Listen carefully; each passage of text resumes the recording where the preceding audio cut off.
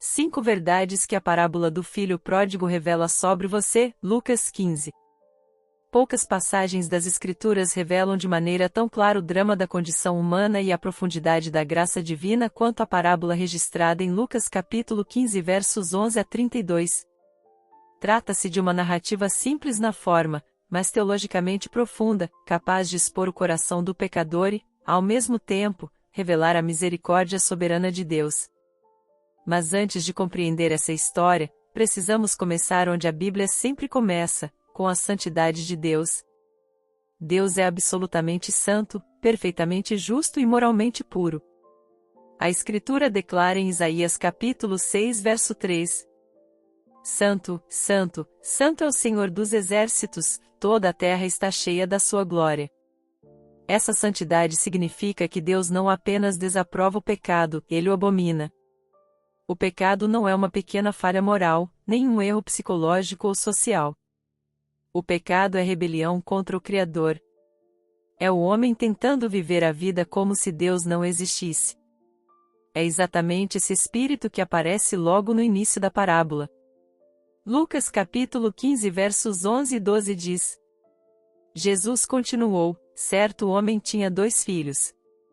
O mais moço deles disse ao pai: Pai, dê-me a parte dos bens que me cabe.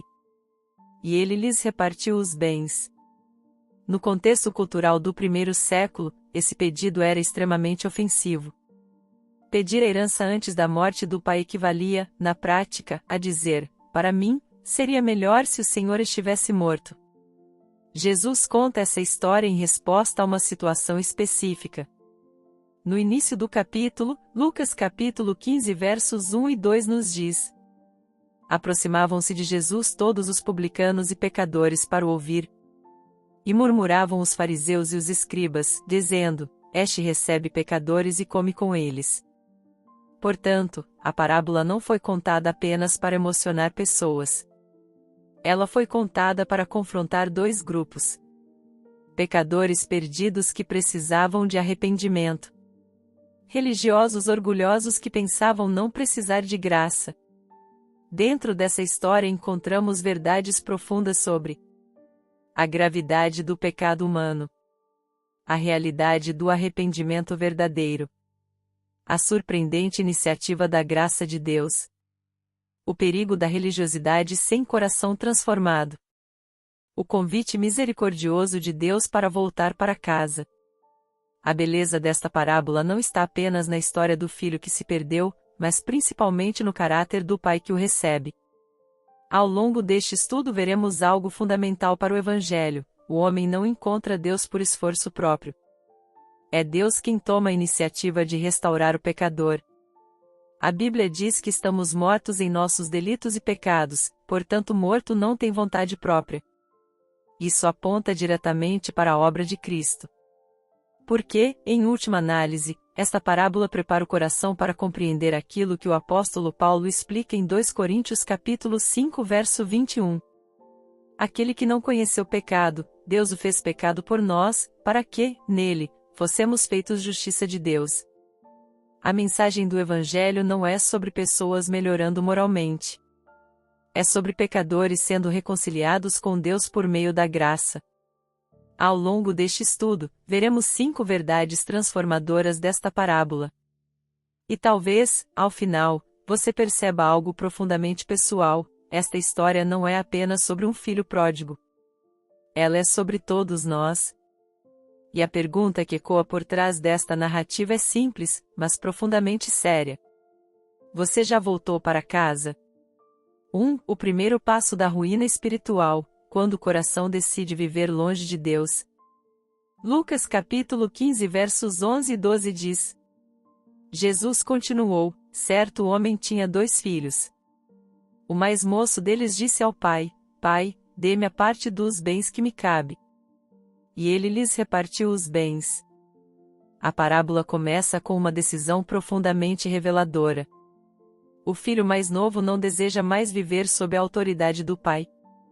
O problema central não é econômico, mas espiritual.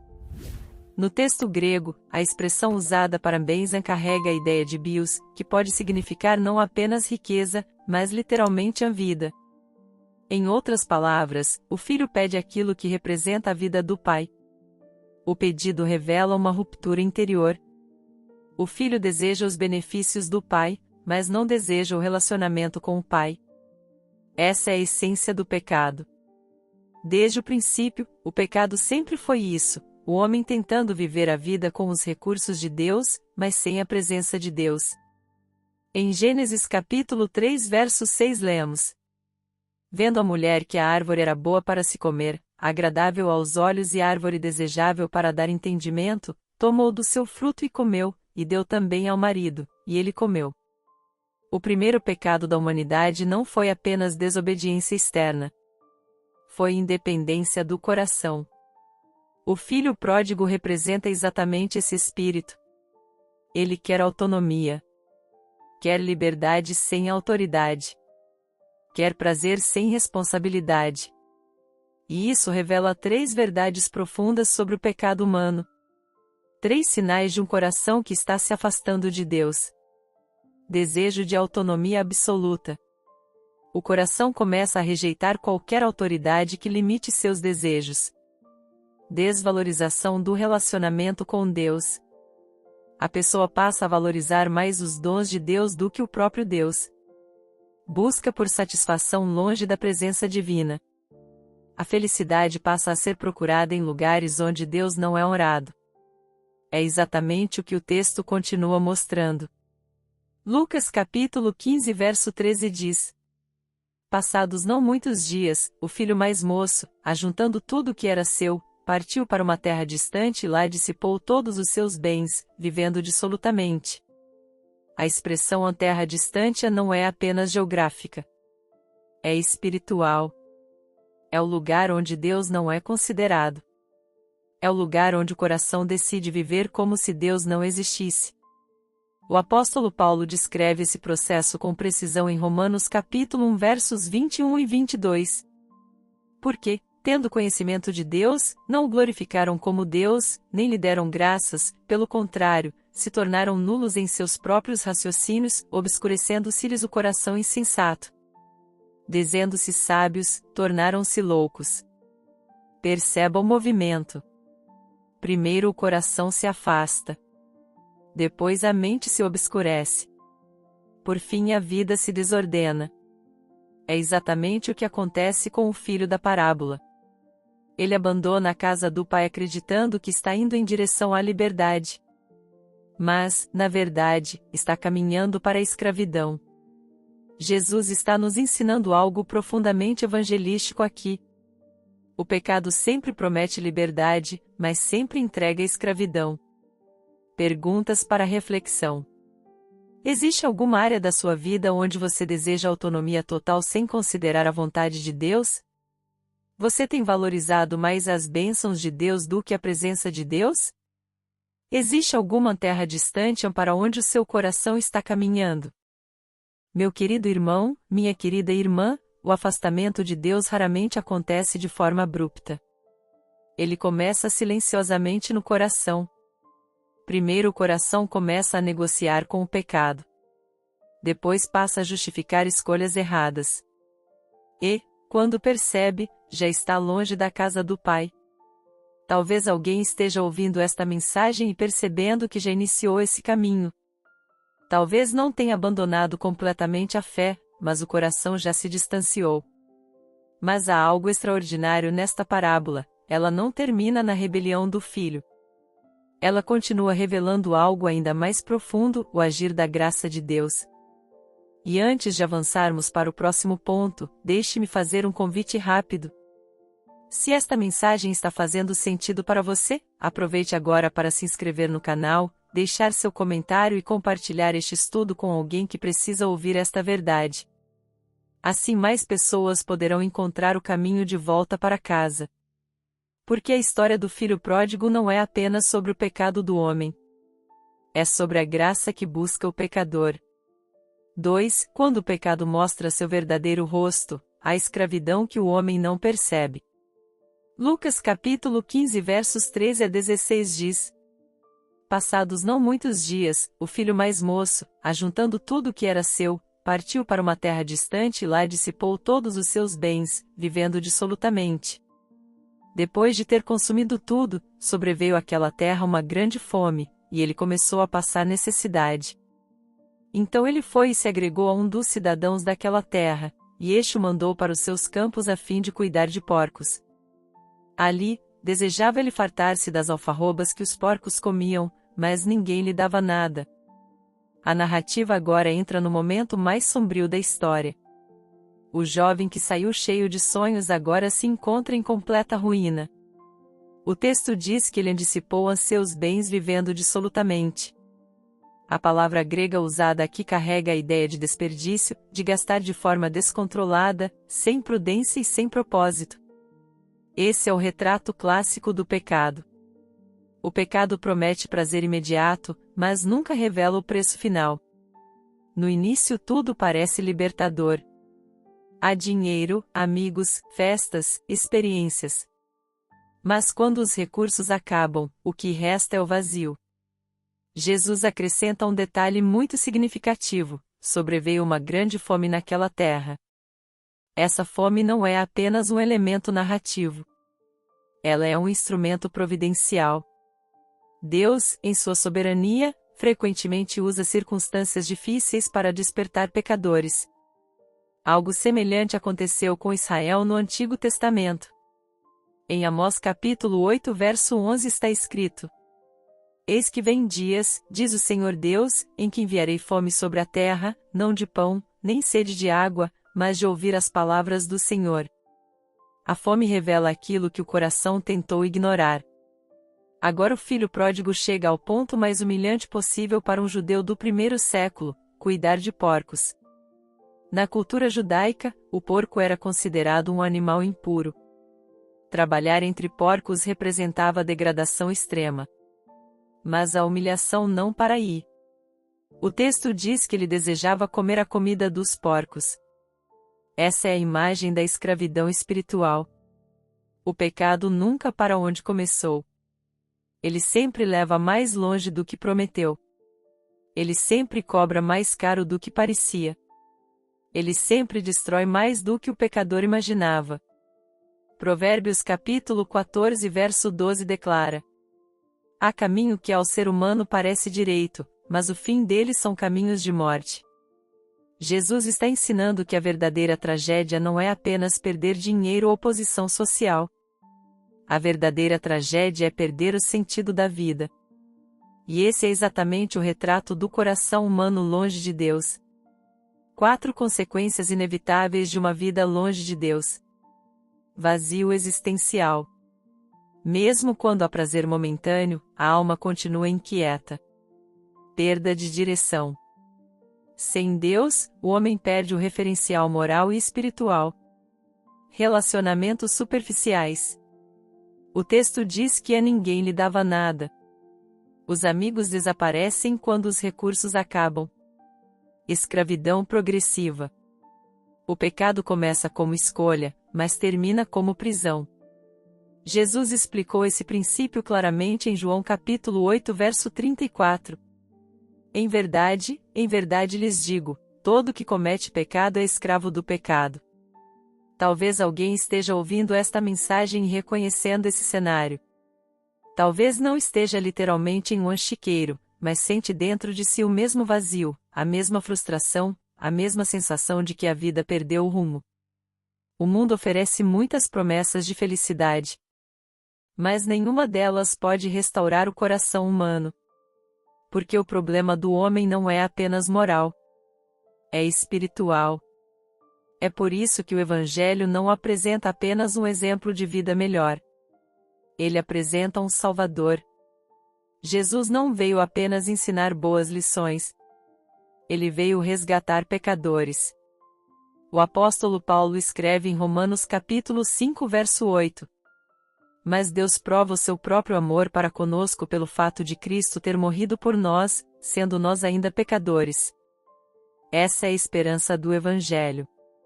Quando o pecador chega ao fundo do poço, quando percebe que não consegue se salvar sozinho, então começa a surgir o caminho da restauração. Perguntas para reflexão. Você já percebeu que o pecado sempre promete mais do que pode entregar? Existe algum hábito, escolha ou caminho que está escravizando sua vida? Você já reconheceu que precisa de um Salvador, e não apenas de um novo começo? Meu querido irmão, existe uma misericórdia escondida até mesmo nas crises da vida. Às vezes Deus permite que o homem experimente o vazio do pecado para que ele finalmente perceba a necessidade da graça. A fome que aquele jovem sentiu foi dolorosa, mas foi também o começo da sua restauração. Porque o próximo momento da parábola é um dos mais poderosos de toda a Escritura. É o momento em que o pecador finalmente desperta. É quando ele percebe que existe um caminho de volta. E é exatamente isso que veremos no próximo ponto. 3. O milagre do despertar espiritual, quando o pecador cai em si. Lucas capítulo 15 versos 17 a 19 diz: Então, caindo em si, disse: Quantos trabalhadores de meu pai têm pão com fartura, e eu aqui morrendo de fome? Levantar-me-ei, irei até meu pai e lhe direi: Pai, pequei contra o céu e diante do Senhor, já não sou digno de ser chamado seu filho, trate-me como um dos seus trabalhadores. Aqui acontece um dos momentos mais profundos da parábola. O texto começa dizendo, caindo em si. A expressão usada no original grego transmite a ideia de voltar à razão, recuperar a lucidez, despertar da ilusão em que estava vivendo. O pecado sempre cria uma espécie de cegueira espiritual. O pecador acredita que está no controle da vida, quando na verdade está sendo conduzido por desejos desordenados. Esse despertar é mais do que um simples arrependimento emocional. É um momento de iluminação espiritual. É semelhante ao que Paulo descreve em 2 Timóteo capítulo 2 versos 25 e 26. Com mansidão disciplinando os que se opõem, na expectativa de que Deus lhes conceda não só o arrependimento para conhecerem plenamente a verdade, mas também o retorno à sensatez, livrando-se-lhes dos laços do diabo, tendo sido feitos cativos por ele para cumprirem a sua vontade. Perceba algo profundamente importante aqui. O arrependimento verdadeiro não nasce simplesmente da força de vontade humana. Ele é fruto da graça de Deus despertando o coração. Na teologia reformada chamamos isso de obra regeneradora da graça. O pecador começa a perceber duas realidades ao mesmo tempo: a bondade do Pai, a gravidade do próprio pecado. O filho lembra da casa do pai. Ele se recorda da abundância, da dignidade e da segurança que existiam ali. Isso revela algo fundamental: o pecado faz o homem esquecer a bondade de Deus. Quando a graça começa a agir, a memória espiritual é restaurada. O jovem também reconhece sua culpa. Ele não culpa os amigos, não culpa as circunstâncias, não culpa o sistema. Ele diz claramente: pequei contra o céu e diante do Senhor. Essa expressão contra o céu era uma forma judaica de se referir diretamente a Deus. Isso nos ensina uma verdade essencial: todo pecado é, em última análise, pecado contra Deus. Davi expressa essa realidade em Salmo capítulo 51 verso 4. Pequei contra ti somente, e fiz o que é mal diante dos teus olhos. Esse é o coração do arrependimento bíblico. Não é apenas tristeza pelas consequências do pecado. É tristeza por ter ofendido a santidade de Deus. 4 características do arrependimento verdadeiro. Reconhecimento da própria culpa. O pecador não transfere responsabilidade. Consciência da santidade de Deus. Ele entende que pecou contra o céu. Humildade profunda. Ele declara que não é digno de ser chamado filho. Decisão de voltar. Arrependimento não é apenas sentimento. Ele envolve mudança de direção.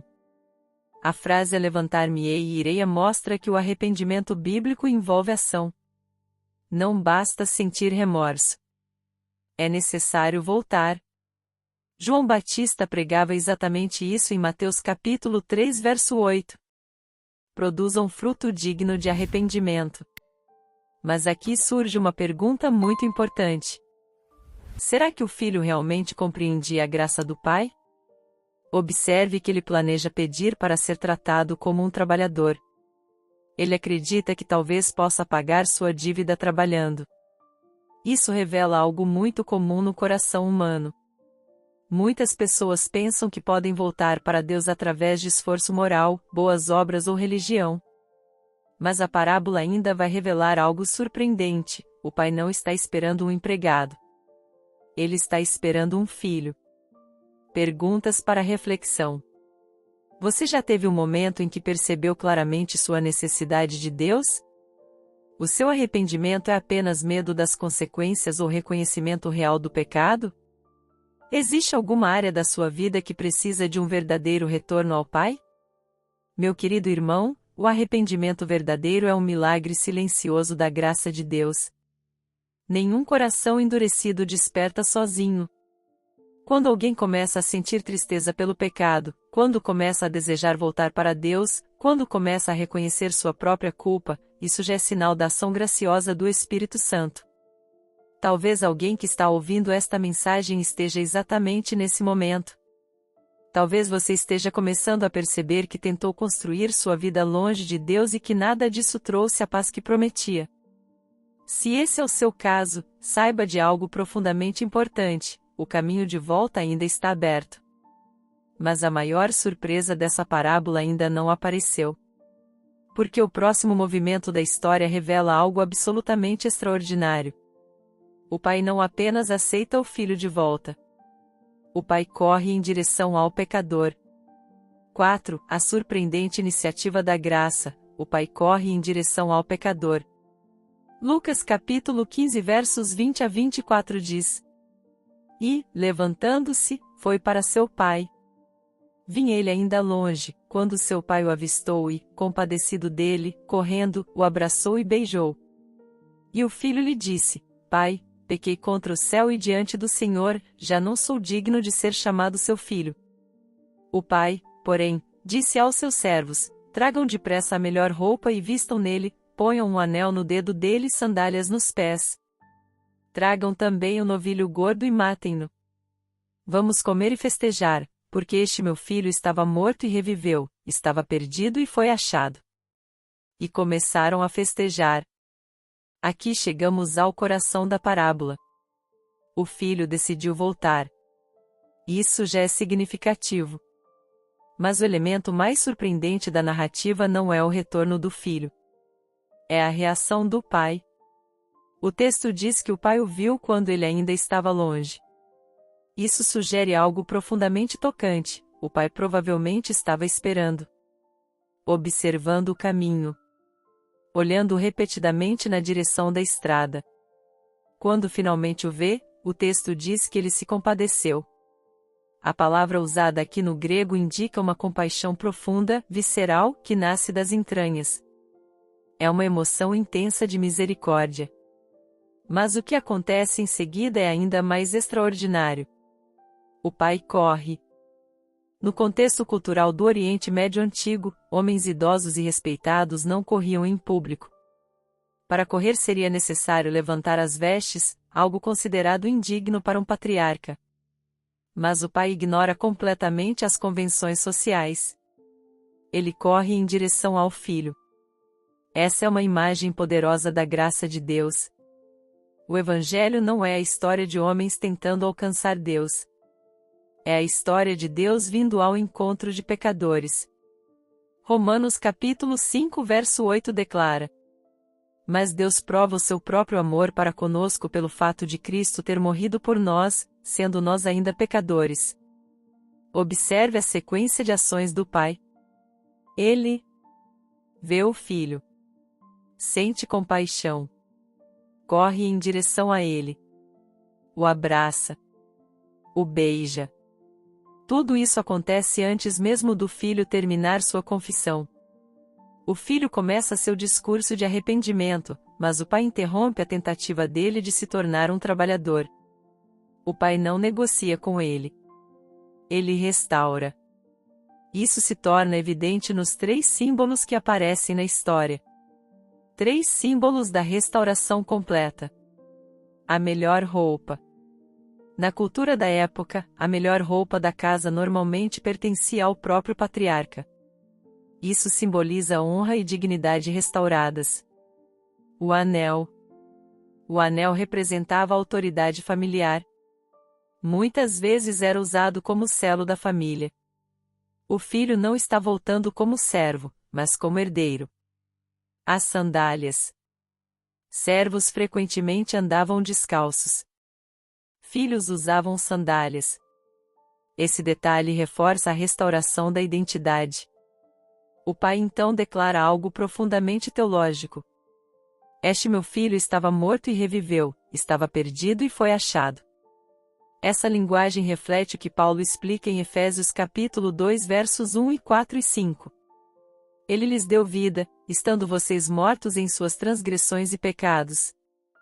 Mas Deus, sendo rico em misericórdia, por causa do grande amor com que nos amou, e estando nós mortos em nossas transgressões, nos deu vida juntamente com Cristo. Perceba a lógica da graça. O filho não foi restaurado porque mereceu. Ele foi restaurado porque o pai decidiu demonstrar misericórdia. Isso aponta diretamente para o Evangelho de Jesus Cristo. Cristo não veio apenas ensinar um caminho moral melhor. Ele veio assumir o lugar do pecador. Na cruz, Jesus tomou sobre si a culpa daqueles que estavam espiritualmente mortos. Ele pagou a dívida que o pecador jamais poderia pagar. Isaías capítulo 53 verso 5 declara: Mas ele foi traspassado pelas nossas transgressões e moído pelas nossas iniquidades, o castigo que nos traz a paz estava sobre ele, e pelas suas feridas fomos sarados. A parábola nos mostra o coração do Pai. O Evangelho nos mostra o preço dessa graça. Perguntas para reflexão. Você acredita que Deus realmente pode perdoar seu passado? Você ainda está tentando se justificar por meio de esforço próprio? Você já recebeu a graça restauradora que Deus oferece em Cristo? Meu querido irmão, talvez você tenha vivido muito tempo acreditando que precisa primeiro se consertar para depois voltar para Deus. Mas essa parábola mostra exatamente o contrário. O pai não diz, volte quando estiver melhor. Ele corre ao encontro do filho quando ele ainda está sujo, fraco e quebrado. Essa é a beleza do Evangelho. Deus não recebe pecadores porque eles se tornaram dignos. Deus recebe pecadores porque Cristo pagou o preço da reconciliação. Talvez hoje seja o dia em que você precisa parar de fugir e simplesmente voltar. Mas a parábola ainda não terminou. Existe um segundo filho na história. E o comportamento dele revela um perigo espiritual extremamente comum, a religiosidade sem graça. 5. O perigo da religiosidade sem graça, quando o coração está perto da casa, mas longe do Pai. Lucas capítulo 15 versos 25 a 30 diz: O filho mais velho estava no campo. Quando voltava, ao aproximar-se da casa, ouviu música e dança. Chamou um dos servos e perguntou-lhe o que era aquilo. E ele informou: veio o seu irmão, e o seu pai mandou matar o novilho gordo, porque o recuperou com saúde. Ele se indignou e não queria entrar. Então o pai saiu e insistiu com ele. Mas ele respondeu ao pai: há tantos anos que eu sirvo o Senhor sem jamais transgredir uma ordem sua, e o Senhor nunca me deu um cabrito sequer para festejar com os meus amigos. Vindo, porém, esse seu filho, que desperdiçou os bens do Senhor com prostitutas, o Senhor mandou matar para ele o novilho gordo. A parábola poderia terminar com a restauração do filho pródigo. Mas Jesus continua a história porque existe outro tipo de perdido. O filho mais novo representa o pecador rebelde. O filho mais velho representa o pecador religioso. Esse segundo personagem é dirigido diretamente aos fariseus e escribas que estavam criticando Jesus por receber pecadores. Lucas capítulo 15 versos 1 e 2 já havia apresentado essa tensão. Aproximavam-se de Jesus todos os publicanos e pecadores para o ouvir. E murmuravam os fariseus e os escribas, dizendo: Este recebe pecadores e come com eles. O filho mais velho estava fisicamente perto da casa, mas espiritualmente distante do coração do pai. Ele ouve a festa e reage com indignação. No texto grego, o termo utilizado expressa uma ira intensa, ressentimento profundo. Ele não apenas discorda da decisão do pai, ele se revolta contra ela. Isso revela algo extremamente importante: a religiosidade sem graça gera orgulho espiritual. Observe como ele descreve sua relação com o pai. Há tantos anos que eu sirvo o Senhor. A palavra usada aqui pode ser traduzida como servir como escravo. Ele não se vê como filho. Ele se vê como alguém que acumulou méritos. Ele acredita que sua obediência deveria produzir recompensas. Essa é a lógica da religião baseada em desempenho. A pessoa acredita que Deus deve recompensar sua moralidade. Mas o Evangelho destrói completamente essa lógica. Romanos capítulo 3 versos 23 e 24 declara: Pois todos pecaram e carecem da glória de Deus, sendo justificados gratuitamente, por sua graça, mediante a redenção que é em Cristo Jesus. O filho mais velho revela 3 sintomas perigosos de um coração religioso. 3 sinais de religiosidade sem conversão. Orgulho espiritual. A pessoa acredita que sua obediência a torna superior aos outros. Falta de compaixão pelos pecadores. O filho mais velho não celebra o retorno do irmão. Relacionamento baseado em mérito. Ele vê sua relação com o pai como uma troca de serviços. Essa atitude aparece frequentemente nos evangelhos. Em Lucas capítulo 18 versos 11 e 12, Jesus descreve um fariseu orando assim. O fariseu, em pé, orava de si para si mesmo desta forma: Ó Deus, graças te dou porque não sou como os demais homens, roubadores, injustos e adúlteros, nem ainda como este publicano. Jejuo 2 vezes por semana e dou o dízimo de tudo quanto ganho. Esse tipo de religião produz aparência de santidade, mas não produz transformação do coração. E observe um detalhe profundamente revelador. O filho mais velho se refere ao irmão dizendo: Esse seu filho. Ele não diz a meu irmão. A graça sempre nos lembra que somos pecadores salvos. O orgulho religioso nos faz esquecer isso. Mas algo extraordinário acontece novamente na parábola. Assim como o pai saiu ao encontro do filho pródigo, ele também sai ao encontro do filho mais velho. Lucas capítulo 15 verso 31 e 32 diz: Então o pai respondeu: Meu filho, você está sempre comigo, tudo o que é meu é seu. Mas era preciso festejar e alegrar-nos, porque este seu irmão estava morto e reviveu, estava perdido e foi achado. O pai não rejeita o filho mais velho. Ele o convida a entrar na festa. Isso revela outra dimensão da graça de Deus. O Evangelho chama tanto pecadores rebeldes quanto pecadores religiosos. Ambos precisam de graça. Ambos precisam de Cristo. Perguntas para reflexão. Você se identifica mais com o filho pródigo ou com o filho mais velho? Existe orgulho espiritual em seu coração ao olhar para outras pessoas? Sua relação com Deus é baseada em amor ou em tentativa de merecimento? Meu querido irmão, talvez você nunca tenha vivido uma vida moralmente desordenada como o filho pródigo. Talvez sempre esteve na igreja, sempre procurou viver corretamente, sempre manteve uma aparência de fidelidade. Mas a pergunta mais importante não é: você esteve perto da casa? A pergunta é: seu coração pertence ao Pai?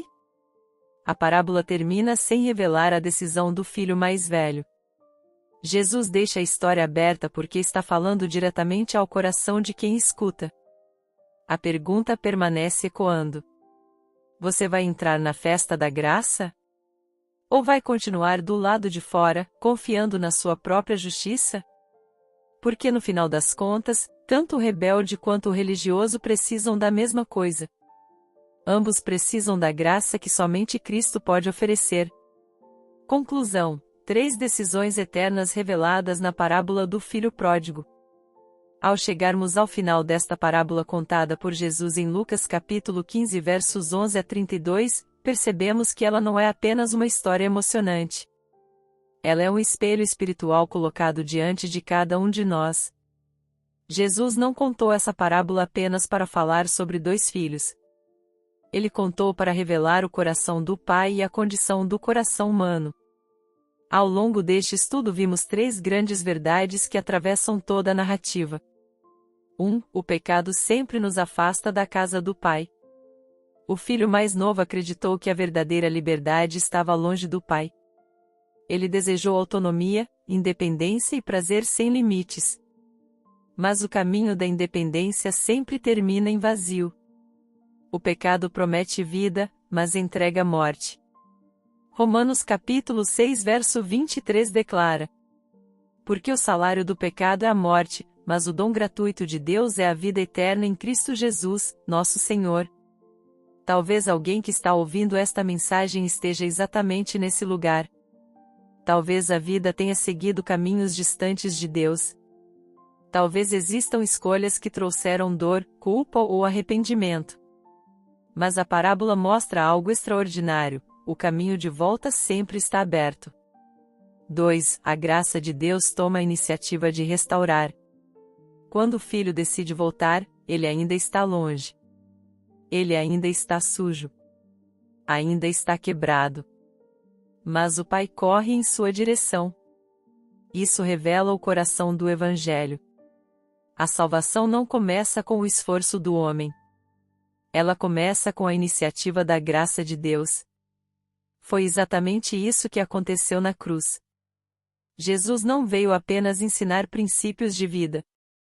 Ele veio tomar o lugar do pecador. 2 Coríntios capítulo 5 verso 21 declara: Aquele que não conheceu pecado, Deus o fez pecado por nós, para que, nele, fossemos feitos justiça de Deus. Cristo assumiu nossa culpa. Ele carregou nossa condenação. Ele abriu caminho para que pecadores voltassem para casa. 3. Todos nós precisamos entrar na festa da graça. A parábola termina com um convite. O pai chama o filho mais velho para entrar na festa. Isso mostra que tanto o pecador rebelde quanto o pecador religioso precisam da mesma coisa. Precisam da graça. Algumas pessoas se perdem vivendo longe de Deus. Outras se perdem vivendo perto da religião, mas sem um coração transformado. Mas o Evangelho continua chamando. Hoje. Agora. Neste momento. Jesus declarou em João capítulo 6 verso 37. Todo aquele que o Pai me dá, esse virá a mim, e o que vem a mim, de modo nenhum lançarei fora. Essa é uma promessa extraordinária. Se você vier a Cristo, Ele não o rejeitará. Um convite do Evangelho. Talvez você esteja percebendo hoje que precisa voltar para Deus. Talvez seu coração esteja dizendo silenciosamente: eu também estou longe da casa do Pai. Se esse é o seu caso, eu quero convidar você a fazer algo muito simples, mas profundamente transformador. Fale com Deus agora. A oração não salva por si mesma. Quem salva é Cristo. Mas a oração é a expressão de um coração que se volta para Deus com arrependimento e fé. Se este é o desejo do seu coração, eu quero convidar você a repetir esta oração comigo, falando com Deus em suas próprias palavras. Repita comigo, se desejar. Oração de arrependimento e entrega. Senhor Deus, eu reconheço hoje que tenho vivido longe de Ti. Reconheço que pequei contra o céu e diante de Ti. Muitas vezes tentei conduzir minha vida sem a Tua direção. Segui meus próprios caminhos. Confiei em mim mesmo. E hoje reconheço que preciso da Tua graça. Pai, eu confesso meus pecados diante de Ti. Confesso meu orgulho, minha rebeldia e minha independência. Eu não sou digno de ser chamado Teu filho. Mas hoje eu me volto para Ti. Eu creio que Jesus Cristo morreu na cruz pelos meus pecados. Creio que Ele levou sobre si a minha culpa. Creio que Ele ressuscitou e pode me dar uma nova vida. Senhor Jesus, entra na minha vida. Perdoa meus pecados. Transforma o meu coração. Eu entrego a Ti o controle da minha vida. recebe-me em tua graça. Conduze-me no teu caminho. E ajuda-me a viver agora como alguém que voltou para a casa do Pai. Eu oro em nome de Jesus. Amém. Se você fez essa oração com sinceridade, saiba de algo profundamente importante. O Pai continua recebendo filhos que voltam para casa. Lucas capítulo 15 verso 24 diz: Porque este meu filho estava morto e reviveu, estava perdido e foi achado. Talvez hoje tenha sido o dia em que você voltou. E agora eu gostaria de deixar 2 perguntas finais para você refletir. Você ainda está tentando viver longe da casa do Pai? Ou hoje foi o dia em que decidiu finalmente voltar para casa? Se esta mensagem falou ao seu coração, deixe um comentário, compartilhe este estudo com alguém que precisa ouvir o Evangelho e continue caminhando na Palavra de Deus. Porque no fim das contas, a maior alegria do céu continua sendo esta: pecadores voltando para casa.